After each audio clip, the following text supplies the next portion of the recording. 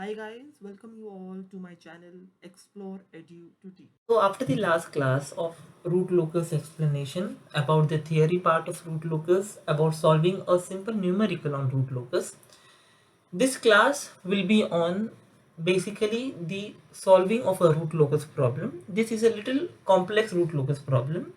The entire explanation of root locus, the steps of it have been explained in the last class. If you haven't watched that video, please go out and watch it. It's there in my channel playlist, in control playlist, as well as you'll be finding it in the I button also over here. You can click it, see that particular video. Watching that video will give you an idea about the steps that is included in the root locus. Once you understand that, then solving this little complex numerical will be easier for you. So let's begin. So here the g of s into h of s, which is given as an open loop transfer function, is given as k upon s into s plus 2 plus 2j into s plus 2 minus 2j. Determine the complete root locus and comment on the stability. So I hope I'm very clear. So they're asking you to draw the root locus and then comment on the stability. So let's start with the steps. These steps are very well explained in the previous video, but however I'll be talking about this particular numerical step by step so that you have a better understanding. First, to find out the poles. The poles over here are 0, minus 2 plus 2j, minus 2 minus 2j. You can see it from the denominator, and there are no zeros, hence 0 is equal to 0.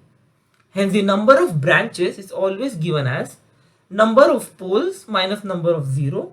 The number of poles are 3 and number of zeros are 0, and hence we have number of branches given as 3.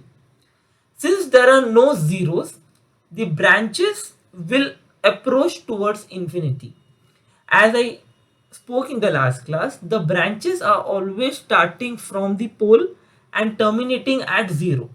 So since there are 3 branches and there are 3 poles, the branches will start from pole. But since there are no zeros, it won't terminate at any 0. And it will terminate at infinity. Hence, since there are no zeros, all branches will start from pole. Since there are 3 branches, 3 poles. However, they will go towards infinity. Then we have the pole 0 concept, in which we have pole at 0 and then you have minus 2 plus 2j, minus 2 minus 2j. We are plotting the pole 0. The zeros are not there, hence there is nothing to be plotted.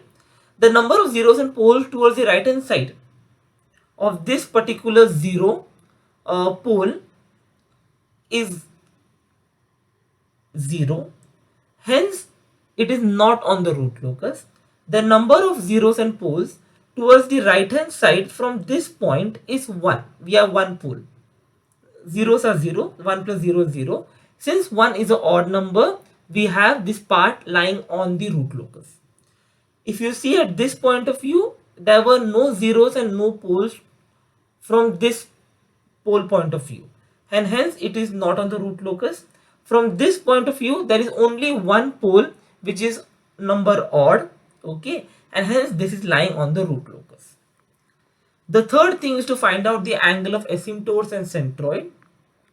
Now in case we had 3 pole 3 0, we wouldn't have had the concept of centroid and the angle of asymptote. But since in this particular question the asymptotes are going towards infinity, we have the concept of angle of asymptotes and centroid. So the angle of asymptote is given as 2q plus 1 into 180 upon p minus z. So the q is given as 0, 1, 2. Why 0, 1, 2? Because the 3 branches have to end at 3 points. Since there are no zeros, the 3 branches have to end at a particular point at infinity. Hence we have 0, 1, 2. Had there been only 2 branches, it would have been 0, 1. So we are putting 0, we are putting 1, we are putting 2, and we are getting these angles over here. Okay. Similarly, the centroid is given as sigma, which is a real part of pole minus summation of real part of 0 upon p minus z. So the real part of pole, if you see, is given as 0, minus 2, minus 2. So the summation of that will be 0 minus 2 minus 2. Real part of 0 is given as 0. P minus z is 3, that is minus 1.33.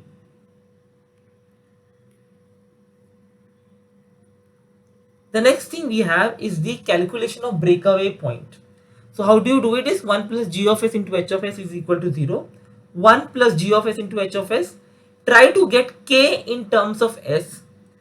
Do dk by ds is equal to 0 and try to find out the answer. Try to find out these roots which are mentioned over here. Now if you see these roots, they are not existing on the real axis. The breakaway or the breaking point can only exist on the real axis. It cannot be on the imaginary plane, and hence we know that breakaway point does not exist. It is not a valid breakaway point. I hope I'm very clear. Next thing is calculation of a point on imaginary axis. So all these steps are there. You have to know what step to solve at what point. The method is given over here. To find out the point on the imaginary axis, we are doing 1 plus g of s into h of s is equal to 0. We will get this characteristic equation. Put this characteristic equation in the form of a table and try to find out the value of k. So all the first elements in the first column have to be greater than 0. So 32 minus k upon 4 is greater than 0. Therefore k is smaller than 32.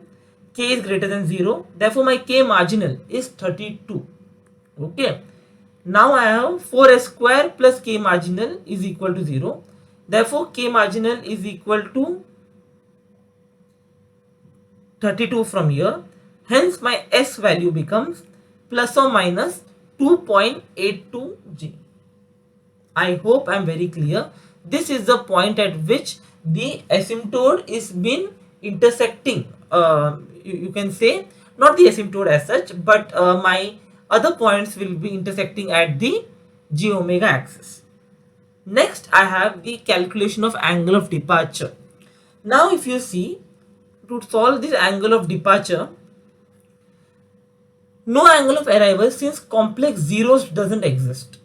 If you see the open loop transfer function, there are complex poles, there are no complex zeros.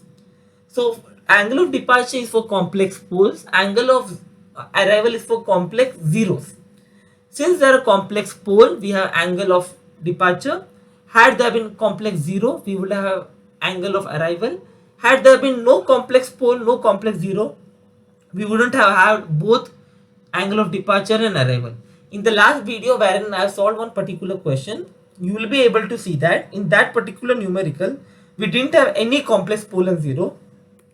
Hence, this step of angle of departure and arrival didn't exist. Okay.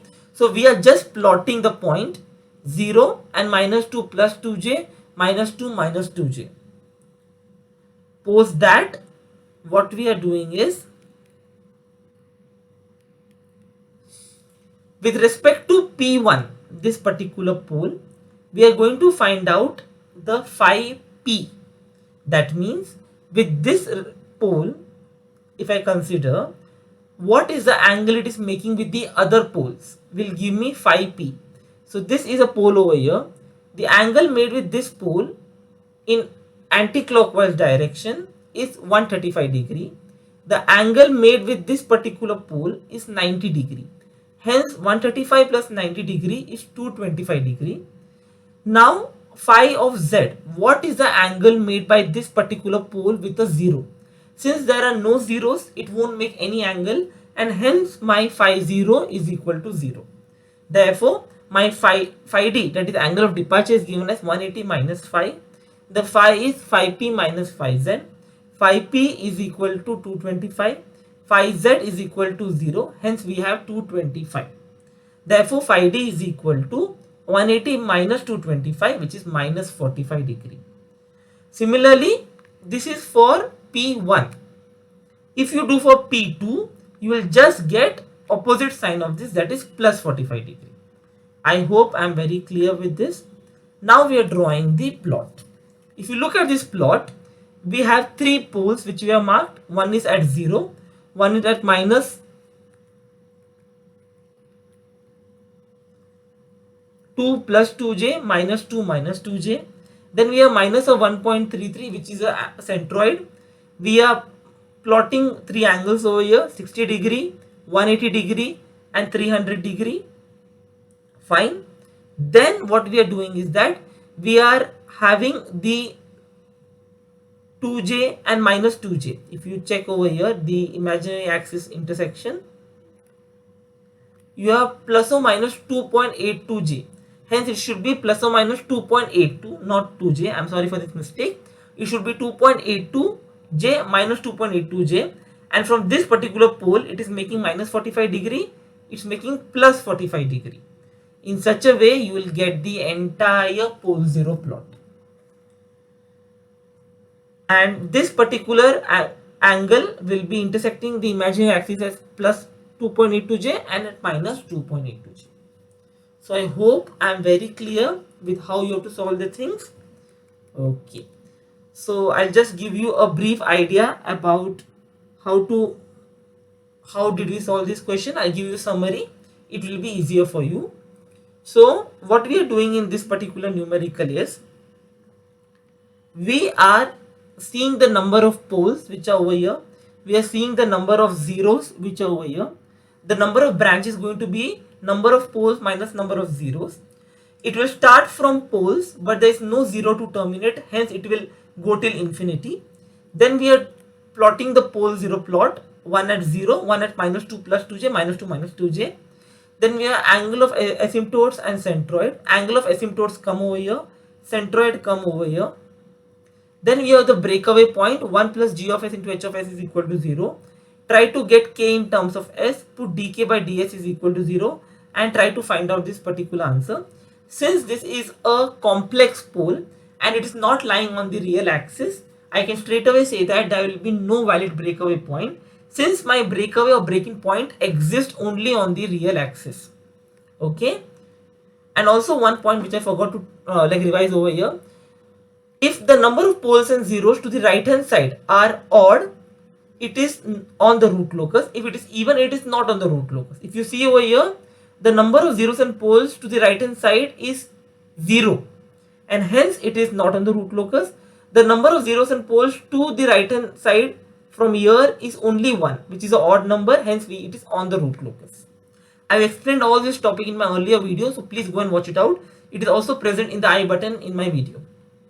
Also, calculation of the imaginary axis and the k marginal to be solved by this particular method.